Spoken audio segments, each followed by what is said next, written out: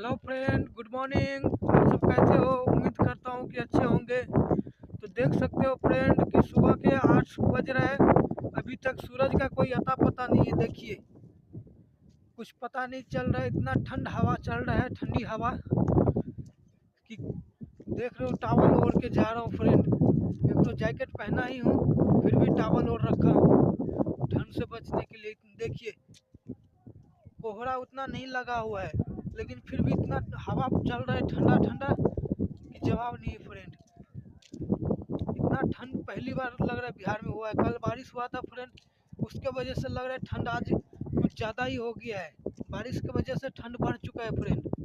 तो सभी अपने अपने ठंड के मौसम में घर में रहने की कोशिश कीजिएगा और बचने की कोशिश कीजिएगा। बहुत ठंड है फ्रेंड, इसीलिए उम्मीद करता हूँ कि आप सबको ये वीडियो अच्छी लगा हो। तो जब तक के लिए बाय फ्रेंड, मिलते हैं।